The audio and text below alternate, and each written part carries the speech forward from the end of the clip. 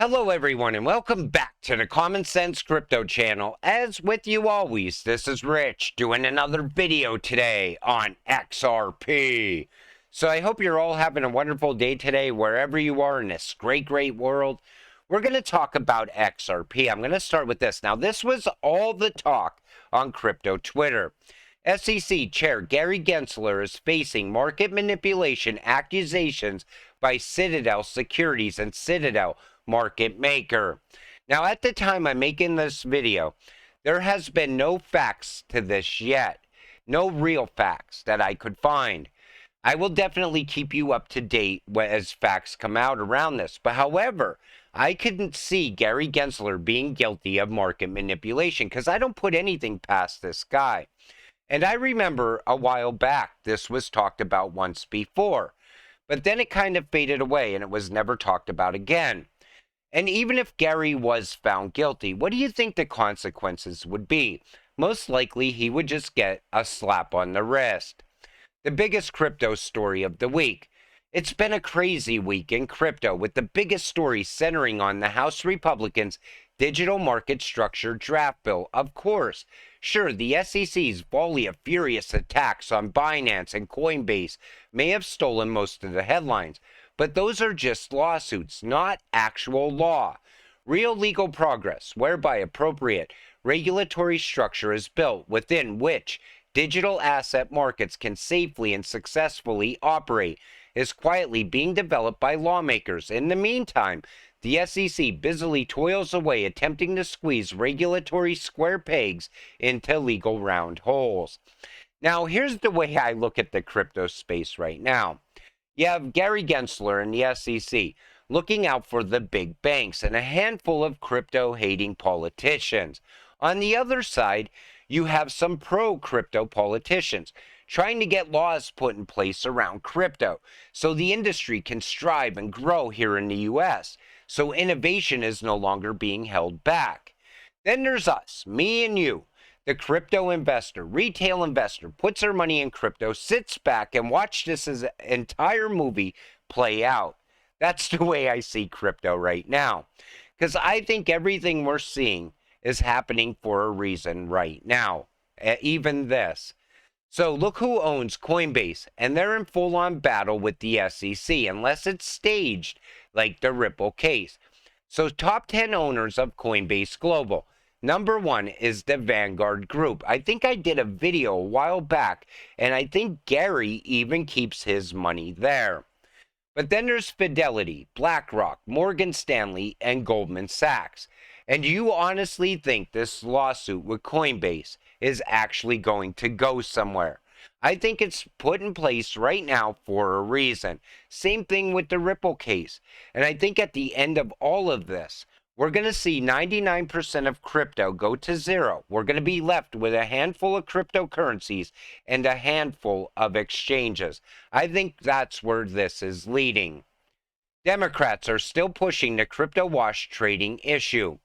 After Republicans successfully blocked a tax loss harvesting clause aimed at the crypto industry tucked into the recently passed debt ceiling bill, Democrats are still pushing the issue. Congress removed the crypto taxation section of the bill before it went to vote, where it passed in the House and the Senate. The provision aimed to put a stop to wash trading in crypto. Wash trading is illegal when it comes to securities, but the IRS doesn't treat crypto as a security. The loophole has created political waves. In a May tweet, President Biden alleged that the U.S. missed out on $18 billion in tax revenue because the crypto industry abuses the practice. You know, when they look at the crypto investors that are in crypto right now, these politicians, all they see is drug dealers and money launderers for some reason. There's a lot of good people in crypto as well. You know, these politicians, they don't even care what happens to innovation in this country, as long as they keep getting that tax money. That's what it's all about for them. Cardano founder wants truce with the XRP community. Cardano founder Charles Hoskinson has made a very rare move in a bid to score a truce with the XRP community, whom he has not been so friendly with over the years. Taking to his official Twitter page, Hoskinson called for peace with the XRP community, a move that has sparked a series of debates on Twitter. XRP community, peace? He tweets out. The unfriendliness with the XRP community has been more or less self-driven. Over the years, the Cardano founder has not found any unique value associated with the XRP project, and he has been vocal about his stance without fear or favor, as reported earlier by you today. He said once, XRP provides no partnership or technical value. The community is toxic and petty. I can live without it. But here's the way I look at it today. There's too much division in this world. And if Hoskinson, he wants peace, give him peace. You know, we are in crypto. And what I always liked about crypto is there's so much togetherness in it. People from every walk of life getting along. People wanting to help other people get rich as well along the way. You never see that anywhere else. The world is such a divided place. So I say if Hoskinson wants peace, we should give him peace. Fox journalist spotlights Ripple billboard around SEC headquarters. So this is coming from Eleanor Tourette. There are a couple of Ripple billboards up here in Union Station. I made reference to them in my article from March. However, this one, which is right opposite the entrance of the SEC Gov, says, "We're building a better future for finance. Are you?" And I think that is absolutely great, because we know the SEC is not building a future of finance. They're trying to crush crypto as much as they possibly can. As for why Jed left Ripple, now some people always had different ideas on what happened with Jed McCaleb. So this comes from David Schwartz. Jed had a long string of bad ideas that Ripple's board of directors refused to implement. So Jed started Stellar based on those ideas. Jed wanted Ripple to do a Facebook giveaway. Ripple would not do that. So that was one of the first things Stellar did. The giveaway was generally considered a disaster, as it became clear that each of his rejected ideas were bad.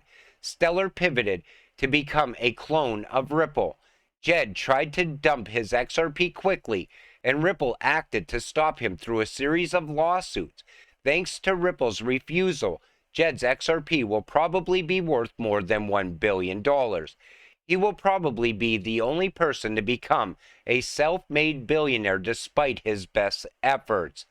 When companies solicit investors, those investors get stock with voting rights. Some of them get seats on the board of directors, and you bring on smart people to help you make good decisions. Heck, Jed brought in Chris to be CEO. Jed's reaction to not getting his way on these issues was to publicly say bad things about the company and start a competitor. So even if you think that Jed had bad ideas back then, now Stellar looks a lot more like Ripple today than ever. They're actually going after two different markets. You know, XRP will always be the bank-to-bank money, and XLM will be the person-to-person money.